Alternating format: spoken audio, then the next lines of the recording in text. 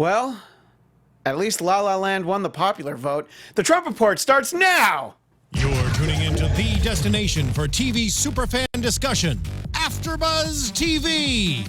And now, let the buzz begin! Oh, that's right. Mr. Edwin Starr asking an important question for each and every one of you. War, what is it good for?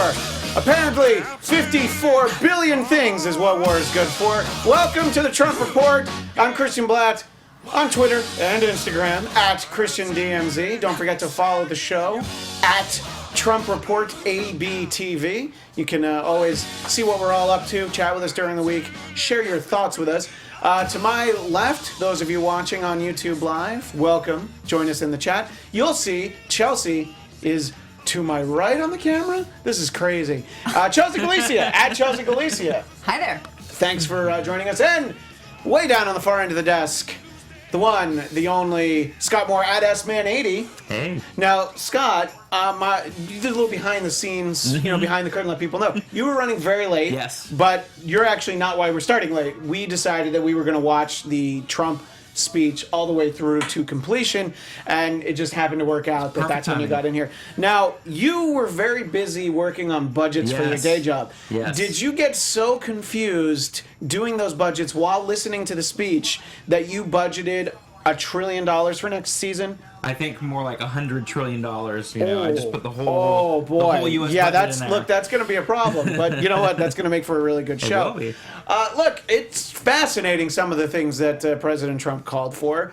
I think someone in the studio might disagree, but there was so much spending called for. You would think that the speech might have been written by Bernie Sanders, and I'm just. What's happening? Oh my gosh, I have my cell phone. That's what's happening in the background. I love this show so much I had it playing in the background. I was like, oh boy, is Steven in the booth telling us something? I was so excited. I was so excited. Look, we watched a live Trump speech. Hi everybody. The problem is I'm so little at this desk that I kind of get swallowed up by it. I have the giant laptop. Yeah, look, I'm obviously compensating for something, overcompensating, you might say. Well, man. But hey, I'm just saying what the people are saying in the chat. In any case, I was listening to that speech and I was like, I don't know if I liked it better, but I kind of preferred the circumstances the first time I heard it. The first, half of it was basically stuff that he tried out. He did like a dress rehearsal in front of those reporters a couple weeks ago. I was like, this is in the same order, some of the same intonation. Mm-hmm. Look, most people didn't see that. I think that was probably more for your political junkies or also people who have become junkies since Election Day. Which makes me very excited. That may be the best line of the whole night, that there are new political junkies. Mm-hmm. Yes. See, there you go. The kind of junkie I like. Those are your kind of... You want to make more of them? Yes. Referring back to my thought that, that kind of spending... unprecedented for a Republican president to want to spend so much money. I sort of half joking said you would think that Bernie Sanders wrote it because obviously Democrats certainly feel that a way to solve a lot of problems is to spend money, put them back into various programs. And our friend Jason Blair pointed out that he was using words like investment instead of spending, which is kind of a very Bernie tactic. Now, Chelsea, I think you'll probably disagree that this seemed like something that Bernie would have said, but your overall thoughts before we dive into some of the specifics. Okay, well, because you brought up Bernie, I know that you're dying for me to include that in my commentary and for me to be defensive and we really did see him. We did see him for a second. We did. Yeah, we did. By the way, I was watching with Chelsea. She cried a little when she saw Bernie. Oh my goodness! Tears of joy! Tears of joy! That's okay. Okay. Yeah, when you saw Bernie, come on. All right. Well, now he doesn't put words in my mouth. Emotions I'm putting tears in your eyes. In my eyes. Okay, well, great. I have that effect on the ladies. How are you doing? Wow. Okay. This weird night just gets weirder and weirder. All right. So, the spending. Yeah, there was a lot of spending. What almost caught me by more surprise was in the same speech that he was making the case for dramatic cuts to the corporate tax rate. Again, spreading the falsehood that we have the highest corporate tax rate in the world. It isn't true when you look at things, especially because the effective tax rate is different from the stated tax rate. And these are things that people have to be a little bit more sophisticated in to really understand. And I think people just no, we have the highest in the world, let's lower it. And it's just too simplistic. So you want to cut tax rates on the corporations and the middle class, so that leaves the lower class. So the lower class is going to completely fund our new military spending, our $1 trillion infrastructure plan, our new spending on vets, and our new spending on the task force getting rid of the violent people. Don't forget and the about Trump care. $25 billion Somebody's got to pay for Trump care. So it's interesting, the math on this. I am not a math junkie, but just if you step back from this for a second, and some of what he says, I can understand and agree with on a surface level. But the problem is you just scratch right beneath and things start to fall apart. I guess we can get into more specific ones as we go through the show. But overall, it's just the math doesn't work, or I don't understand now what the difference between what Bernie was talking about and what Trump was talking about. Yes, spending in certain areas, but Bernie was saying that we're going to get this money from reclaiming the money that corporations have stashed away by retweaking the tax law so that all the profits do not go to the top 1% who are then sort of hiding money offshore, or just, I mean, you don't even have to go offshore. You can do it within the country and within the tax shelters to avoid paying taxes. And so that's where the money came from under the Bernie plan. I didn't hear where the money is going to come from under the Trump plan. Well, that was not suggested, and I think that that's probably one of the bigger concerns. There was so much call for spending, and not only did President Trump call for spending, but Paul Ryan stood up, like the budget guy, the guy who actually is a math junkie. He also endorsed spending that much money. I need to slightly amend myself before I get reamed for this. He did say that we're going, I think I heard him say we're going to cut foreign aid. Yeah, I think I heard him say something to that effect. But if you look at the budget of what foreign aid has been, it's not even close to compensate for the level of spending that we plan. So, so my conclusion the same. The math doesn't add up, but I do have to add that because otherwise, somebody will call you out on it. I know. There's a lot of things that are easy to miss, but I was going to say in broad strokes, I thought the actual speech part of it, I was surprised that he actually gave a more presidential sounding speech compared to anything else he's done in the past. Certainly there was a speechwriter involved. Exactly. So it was using very new words. There always is. Right, but this was polished for him, and I wonder if he's going to ruin it by tweeting later in the morning, saying it was the best ever and whatever. He's going to tweet about how much he hates Seth Meyers. That's what's going to happen tonight. But on broad strokes, again, sort of what you're saying is, Chelsea, is that you can't have it both ways. It's like this whole thing with Republicans and in his speech tonight is, yes, we can give tax cuts to the middle class and tax cuts to the rich. And tax cuts to the rich, and we can cut all this stuff, but then we're going to spend on the infrastructure, spend on building the wall, spend on insurance, and again, same thing when they repeal Obamacare. Oh, you can still have your pre-existing conditions, you can still have all that, but you can't have it both ways. You can't have the no mandate and then still be able to insure everyone and keep prices and everything level. It's the same thing with him talking about trade and everything. You can't have the trade barriers happen and have cheap products and cheap labor overseas be able to come in and give Americans their cheap products they like to buy at Walmart and everywhere, and then still have these expensive factory jobs. You can't have both ways. You either have to find a way of where that's not realistic, and he even said something about all the problems can be solved. Like, that's these broad stroke things that are just not even true or even remotely possible, and that the drug epidemic will be gone, things like that, which we can get into more detail. Sure. But on broad strokes, you can't have it both ways, and that was kind of the problem I had with the speech. But the speech itself was the best that he's ever given as far as a. Yeah, and I think part of that is because he did give it a test run. He kicked the tires on it in front of those reporters. But it seemed like he actually back when he was letting reporters into the press conferences that he would give. But I think that it was very effective. Obviously, very partisan. Right. There was a moment where President Trump said something about, basically saying, let's give it up for law enforcement.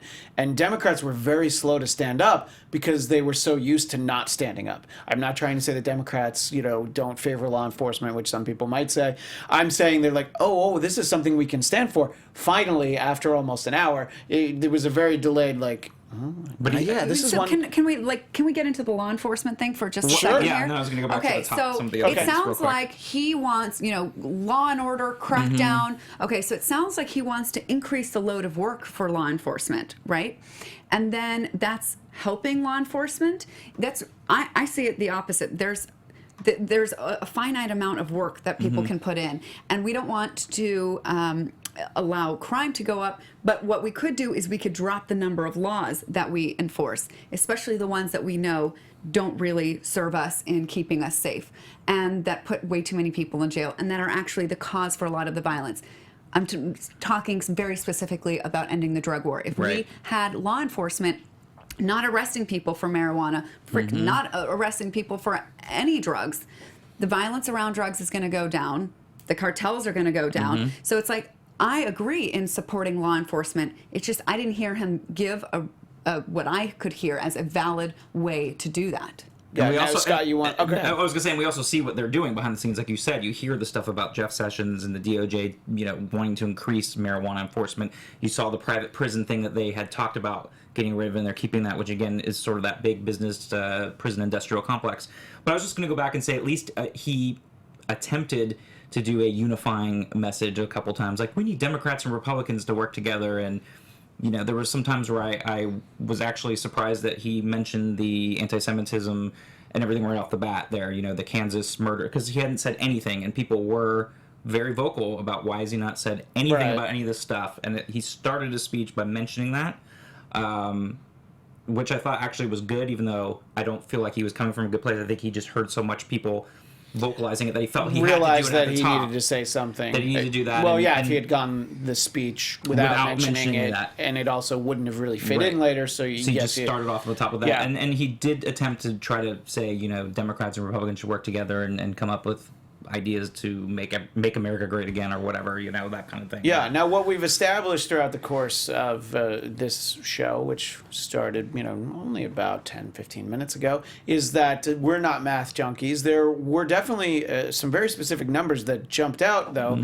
He talked about the 250th year of the United States of America. Now, I think we're all very familiar with 1776. I was born in 1976, the year of the bicentennial, and I'm 41. And that would mean that America is 241 years old. I did some very quick addition there.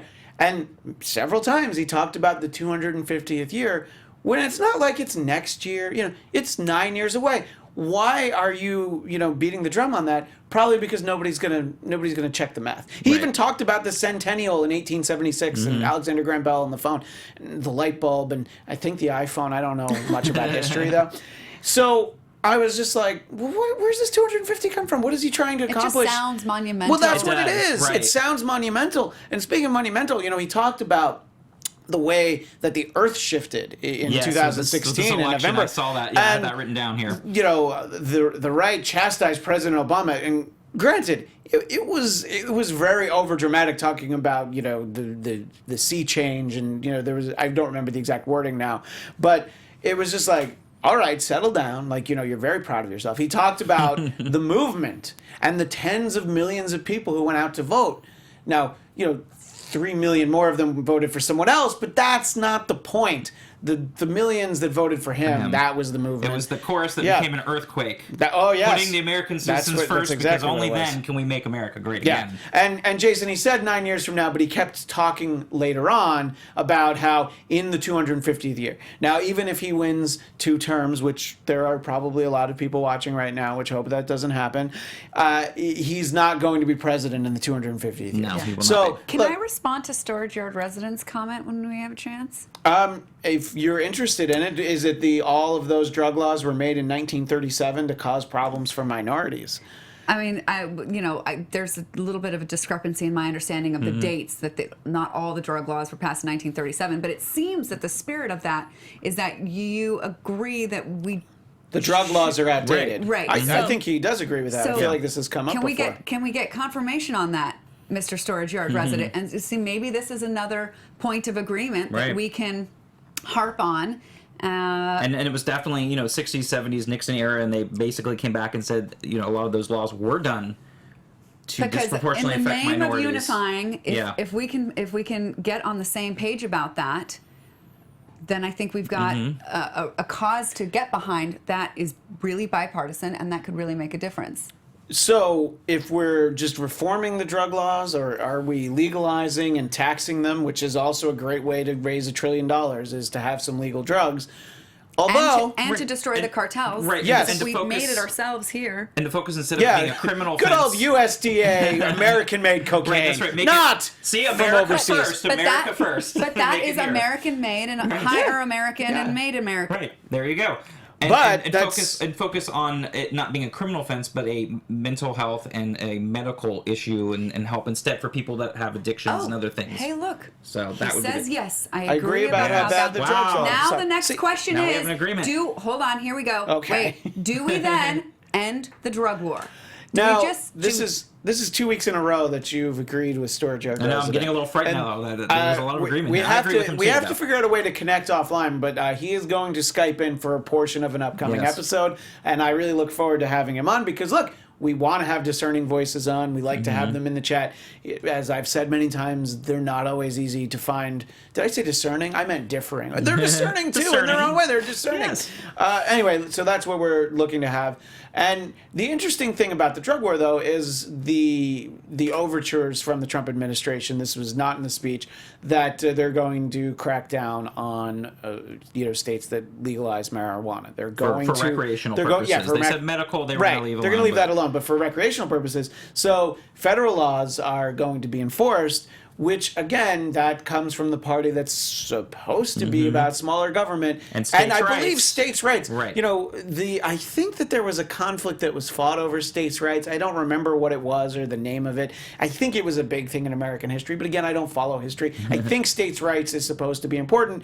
And it's like, states' rights except for the rights that we don't agree with. Right, and that's what the problem. Not getting too much into it because I know we have to. We have to get back to the speech. But sort of going on last week with the transgender bathroom issue. That was a states' rights issue, not a federal. But then marijuana recreational is now federal. Speaking of that, by the way, our friend Jason Blair in the chat points out that watching this speech where Trump is calling for so much spending and Paul Ryan is practically patting him on the back, it seems like the only difference between Democrats and Republicans is the bathroom law at this point. And that was Jason's point in the chat. So, look, this was a very Democratic capital D speech from President Trump. There are a number of things that were not, but some of these overall points that we're talking about. Well, the infrastructure, for sure, was the biggest one, and that's one I actually agree with. Although I guess it depends on what state you live on. I feel like the interstates are pretty great, but if we got to spend $1 trillion on them, we got to watch the way that this gets implemented because it's not just like yay infrastructure. Right. We can all say it's like, who are yay infrastructure. the companies and how are they being Just like for a long time I was like drain the swamp, woohoo! I like the sound of that. But then when you look to see what he cites as evidence that he's drained the swamp, it's limited to the limitation on lobbyists, but we know that there's a way around that. And there's so much worse swampage that could be drained, like the corporate influence in our politics, the big money in politics, the entrenched. I mean, he even dropped his whole thing about term limits. I didn't hear anything about that. No, I didn't either, and I was very big on that. I'm too. And also all the people he hired in his cabinet and everything else, most of those people are entrenched politicians or billionaires. Right, the Goldman Sachs crew. Well, I think to extend the swamp metaphor, he's basically hired a number of mosquitoes that are basically going to make it a little bit swampier there. One thing I did want to talk about, I thought it was an interesting illustration that he used. He talked about meeting with people from Harley Davidson, and they talked about, it was a weird anecdote, but it was interesting. The takeaway from it is that they told him that they don't have, it's very difficult for Harley Davidson to do business overseas because their motorcycles are taxed at 100%. And look, another country wants to have that kind of tariff, they can. Right. But his point is that we're not having sort of the same thing with foreign goods. We're not having those kind of high tariffs. And it's something to look at. Well, I don't know exactly what his approach is, but it's like, why are we having trouble selling our products overseas when, we can buy foreign goods so cheaply? And it's something, I don't know, it's a conversation worth having. Do you agree? Well, I mean, sometimes they have different, and I don't know if this is the case with motorcycles. I know zero about motorcycles. But, for example, food. Let's look at food. Sure. Europe has different food safety standards than we do. Some of our stuff they won't accept. That's fine. I'm fine with that. But when it comes to goods like, take motorcycles out of it, but cars or, I was going to say electronics, but those come from Asia, and the tariff on them are so high. Like, I have a friend who lives in Australia, and whenever he comes here, he has like an entire suitcase that he packs with blue jeans because they're so expensive to have any clothes from America just in Australia. And we don't hate them yet, Australia. You're gonna see. But anyway, so I don't know. I thought it was a valid point, and I don't know the solution. But that kind of goes back to what we were saying. What I was saying earlier is like you can't. Americans are so happy to have these cheap products and cheaply made things that are imported from overseas, and you can't have both. So you either have to have the high tariffs and the high employment rates of factory workers and everything, which means your goods and services here are going to be more expensive too. Or you have to keep letting in the cheap goods and having jobs continue to go overseas and be able to buy your $20 pair of jeans at Walmart. So it's one of those things you can't have both. So you have to give up one or the other, and what that is the thing that everyone has to figure out. But the way his speech was, it was like you can have everything and your cake and eat it too, and you really can't. And that's the problem. You're still going to have these big deficits. And he went on and talked about the deficits over the Obama era of 8 years. But the thing that people continuously don't factor in is that doesn't include, that's just a raw number. That's not taking into effect everything that's happened from before. It still doesn't add up. Like things were less money back in the day, and we had a big recession, and we were recovering from the recession. So there's reasons why there was deficits and government debt. And, he makes it sound like he's just going to wipe that away and be able to do all this other stuff, but it's not really possible to do that. Yeah, and I mean... And not have more debt. As we alluded to earlier, a big part of the speech focused on repealing and replacing. I don't know if he called the disaster known as Obamacare this time. I know he did the last time. I think he might have said it this time. There were a lot of words, and for some reason I thought to write them all down. Unsustainable is collapsing, imploding, disaster. So he uses this really colorful language. To talk about Obamacare. But the reason that a lot of these problems are occurring is because these governors have refused to expand Medicare. So it's like he doesn't tell the whole story. Obamacare would work better with expanded Medicare, and that's not what they're saying. And a lot of Republican governors have just said refused to do it. And then the health insurance companies have just been allowed to set the prices, and I did think that was a good point that he made. How is he going to lower drug prescription prices? I'm really interested to see when how you brought the CEOs of these pharmaceutical because guys they're like, we just spent $130 million defeating Prop 61 in California, and now we've got to go up against you. This is going to be a really interesting fight if he means it. I don't understand how he thinks he's going to do that. I would love to know. And that's the thing, he didn't give a lot of specifics. He gave some numbers, but again, he didn't give any kind of specifics on how it's going to happen. This isn't the venue for specifics. No, this is why not? Broad promises. But that's the thing. Because they had to keep it under an hour. Actually, that's why. he did give, there were some specifics. I was interested in these. The principles in which he wanted Congress to use to guide the replacement. Yes, there were 4 of them, I believe. The first one is, and this is a problem, pre-existing conditions. People with pre-existing conditions have access to plans. Now, at first level, that sounds good. But Bernie addressed this in the CNN debate with Ted Cruz a week or so ago. A couple weeks ago, and said access is not the same thing as actual having. I have access to a Ferrari if I just... Yeah, I think there was one parked out front over there, actually. So we all have access to it if we get a big enough rock. It's different that somebody actually has it available to them. And so when you hear words like access, you've got to think a little bit critically about that, because we all have access to everything, but access is not the name of the game. Actual affordability is the name of the game. And when he hides behind words like access. So people with pre-existing conditions should not feel better that he mentioned that and used the word access. They should actually be nervous about that. The second was about tax credits and health savings accounts and whatever plan they want. It's a lot of Well, there was the reference to how Obamacare was sold, which is if you like your doctor, if you like your plan, you can keep it. And that did prove to not be the case for at least anecdotal evidence. I don't know because I don't go to the doctor with everyone in America, believe it or not. I mean, it's really unreal. Like tax credits and all that. I mean, sure, you want to subsidize me? That's fine. I don't know how they're going to do it. The problem is, and they don't want to say this, the problem is unhealthy Americans are driving up the cost of healthcare, and it's not fair. I mean, I hear this from a lot of people. Not fair, it's not fair, it's not fair. And I usually try and stay away from that, and I'm like, let's do what's good for the greater good. For the collective. But for me, I freaking eat kale all day long. I work out, and I try and stay healthy. And I have to pay for other people's bad eating habits. And that's How do not you know what I fair. had for lunch? Right? But- So- But you're also paying for people that get cancer or other things that are out of their control. And I know what people are saying about that. and but some of those cancers are brought on by diet and lifestyle but choices. some are not, and some other health issues are no fault to other people, and they shouldn't have to go bankrupt over. And I understand, but that's the problem with this.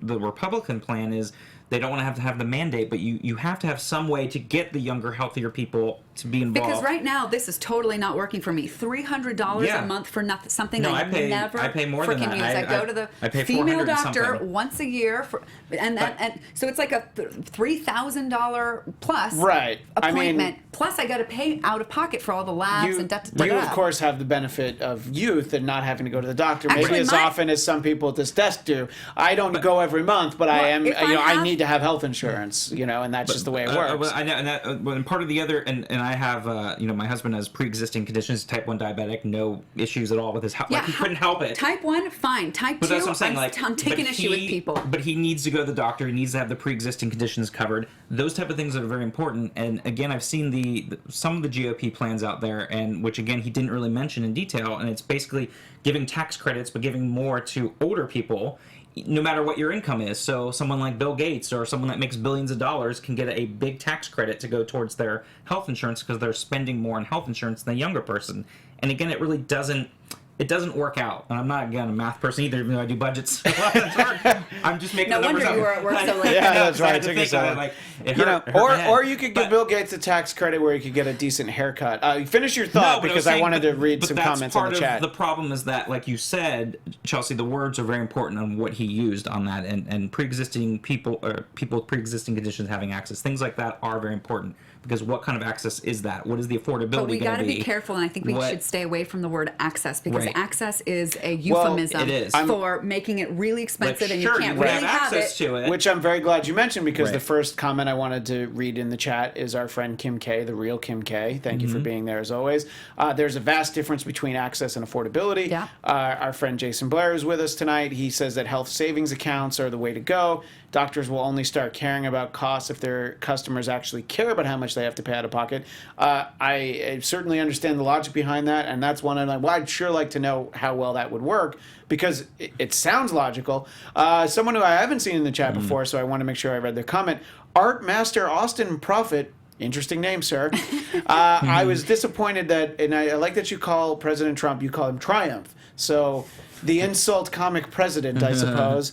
I was disappointed that he didn't address how he's going to lower taxes. Exactly. There's so much spending talked about. And look, President Obama talked about spending, President Bush, everybody talks about spending. And usually these kind of speeches happen as the State of the Union, and they don't have to talk about where the money's going to come from. But we'd all like to know, look, he's not talking about spending. He's talking about spending trillions of dollars. And there was the news earlier in the week that it's going to come at the expense of some of these other programs. Like you said, we're going to reduce spending in the Middle East. How are we going to reduce spending in the Middle East when we're about to attempt to wipe out a group from the face of the planet? And FYI, you don't think they just made a video out of Trump saying that they're going to wipe them off the face of the planet? That is angering more people. That is so the wrong way to go. That is almost the same as him giving people a month's notice about when he's going to go attack. It's the same kind of Absolutely. judgment error. Right.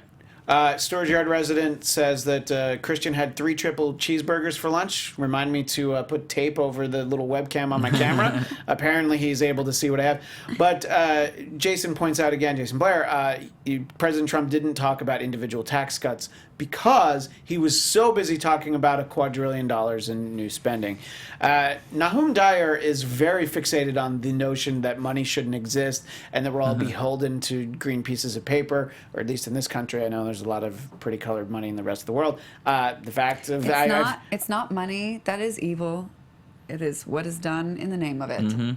By some evil people. Yes, so let's 'cause not money itself is not focus evil. on the inanimate object Right. called money. Because it's the behavior of people we're the ones that using assign it. value Also- to it, and we as humans are the ones that evil people. Nahum, we need to see how much do you own? What stake in Bitcoin do you own? Because I feel like that must be why you're saying that. Anyway, so thanks to everybody who's in the chat. We'll get back in there one more time before we leave. Did we finish out? We didn't finish the principles of No, we didn't. So are we on principle 3? 3 or? is state governments should expand Medicaid. I was like, whoa, Right, hey, right. whoa, I know, whoa, and whoa, exactly. whoa. That was part of the issue That's to begin interesting. with Yeah. the Republicans. Now you want to start that? Yeah. Very interesting. Okay. Yeah. Number 4, unnecessary costs bring down price of drugs.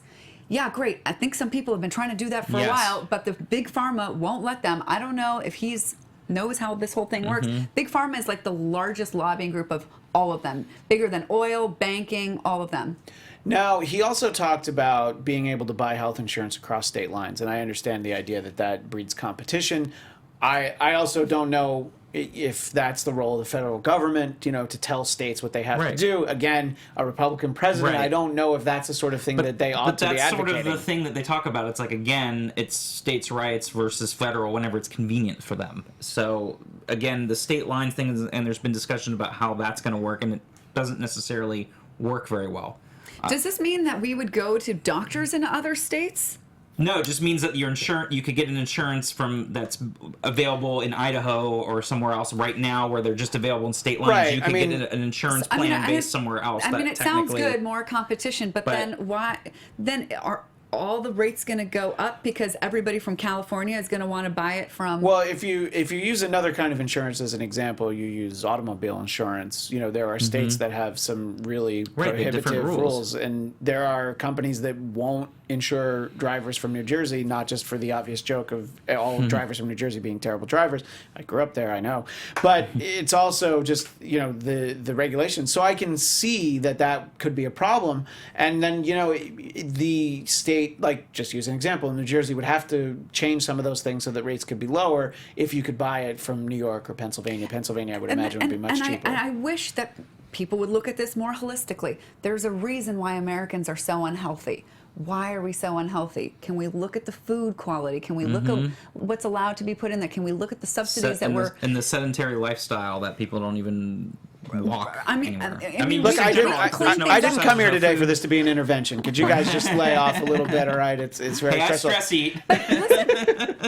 I mean, you can still be eating the same thing, but it would be harder to eat as many double cheeseburgers if those double cheeseburgers weren't so dang cheap because Right. the corn had been subsidized to blow up those cows. So I mean, Would anyone watch if we did a whole episode on corn subsidies? Because it's actually something that it drives me crazy, and I could very easily You could do a whole several yeah. episodes. No, a exactly. 2 or 3-parter. But I'd want to bring like an expert, someone who understands. A corn subsidy expert, a cornologist. Or a corn lobbyist, a cornologist. So I wanted to. I like some holistic thinking here. Yeah. Bigger like healthcare is not just about healthcare; it's about food. Right. Because you're going to It's the pay whole for it on thing. one end. I was going to say going in or going Right. out, but that is the wrong analogy. Now, we got a late start tonight, so we do only have a few more minutes. So I wanted to move past the speech, even though there's plenty more. Right, with the vouchers and yeah, all there- the Oh my other gosh, the but school we missed vouchers and the voice, the immigration. unveiling Oh, of you know what? this I'm glad voice. I'm glad you have that note on, because I did take that note, but I scrolled past The it. victims- Talk about what that is. It's a new Homeland Security office Oh, yeah, called there it is. Victims of Immigration of Crime Engagement. And by the way, that Who was the thought most of that? that was the most audible boo of the night. And I Yes. don't think it was because of the ideas behind that, just because it was a terrible acronym. Voice. Of crime engagement. Yeah. Of Oh crime my. engagement. Yeah, you're trying too hard. And yeah, I think, I don't know. I mean, look, this is probably a difference of opinion for the different people in that room, but what exactly does that mean? What are you going to do for the victims of immigrant crime engagement? And if I they think weren't this worried is- about the stupid acronym, Right. the title of it could have made more sense. This is where I think they're going to have lists of victims of crimes, criminals. which they talked about. They wanted to do Maybe that. the Muslim registry will go under this because this is, trying to prevent victims of crime engaged. I just think it's like a catch-all for a lot of where things that he's proposed that don't currently fit it's a into little- anything that we do it's now. It's a little scary because I do agree with you. I think it's a way of being able to put lists out like they've talked about, and when illegal immigrants are committing crimes, when we have a lot of crimes that we see committed by American citizens, and it's So I mean, this is what it was we a little need. creepy. We need no EPA and we need voice. Okay, all is right in the world now. And apparently what we also need That was are total sarcasm. school Right. choice vouchers, which Right. was something that he's talked about before and we've talked about on this show, and I think we've gone round and round. I like the idea of it, but again, only if you can pay for it, where everyone's getting these opportunities. And of course, if everyone can go to whatever school they want to, then I don't believe that the really bad schools are going to get better. Exactly, I believe that's- that they will be shut, and then you'll have, like 90 kids in sort of like hammocks throughout a very small classroom, sort of an elaborate system. Right, And I'll sketch for next no, but I week. was like, and that's part of the problem. And then having our tax dollars go to someone's to be able to go to a religious school or to be able to go to it doesn't work. And like you said, then there's a vacuum at your local schools that need to be taken care of. But it sounds good on paper. Look, a lot of this sounds good on paper. Even people who aren't fans of President Trump or weren't. And look, there are people who are coming around because he says things that are like, yeah, all right. Yeah, he's going to defeat ISIS, which, by the way... He said in 30 days, he's already behind schedule look, on that. if he defeats ISIS, that's going to be amazing. Well, no crime or no drug epidemic anymore either, according to his speech. It's going to go to nothing. I don't know how that's going to happen when a lot of what's fueling in that is our own prescription drugs in this country being so readily available. Right. Yeah, and he says that they're pouring in at unprecedented levels. That's inaccurate. Most of the drug use is now on. Well, I'm going to get called on this, but we were going to move on to education. What did you think about what he said in terms of having states like Canada, states like Canada and countries like Australia? Hi, everybody. Having merit-based immigration. Can you come to this country and provide for yourself? If any of us have friends who've tried to live in Europe, you need to be able to prove that you can, provide for yourself. You'll have a job when you get there.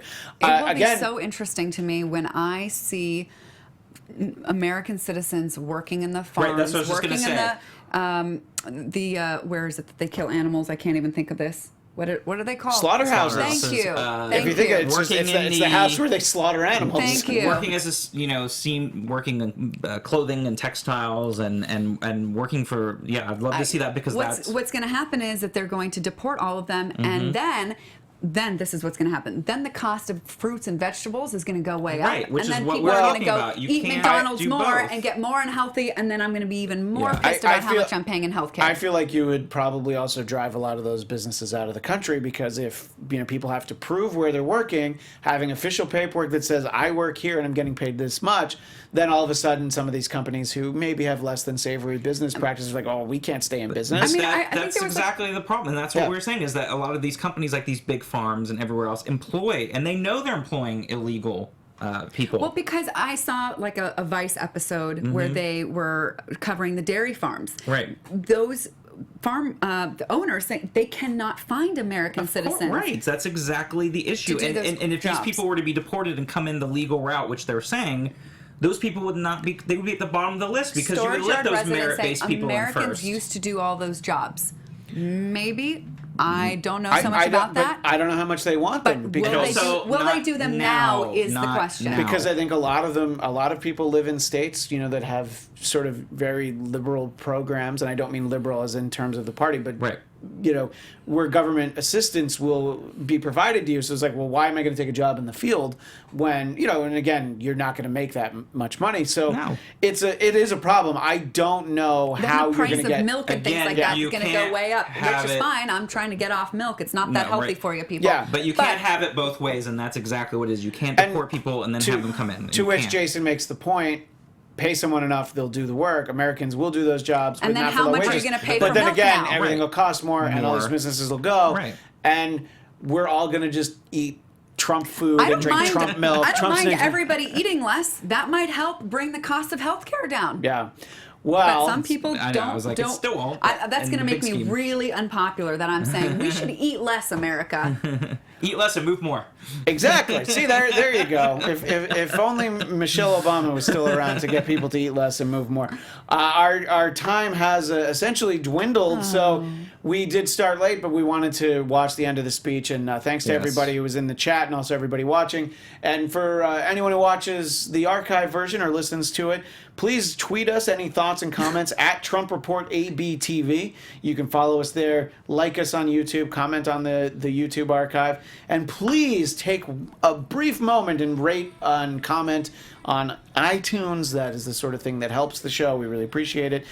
So thanks to everyone who joined us, and special thanks to me. No, special thanks. I just thought that would be funny. Special thanks to our regulars, Scott Moore at SMan80, Chelsea Galicia at Chelsea Galicia. I'm Christian Bladt at Christian DMZ. And once again, we're all color coordinated. We did not plan on this. And for those of you listening on audio, you're like, I have no idea. And I don't care. We're all wearing teal, everyone listening there.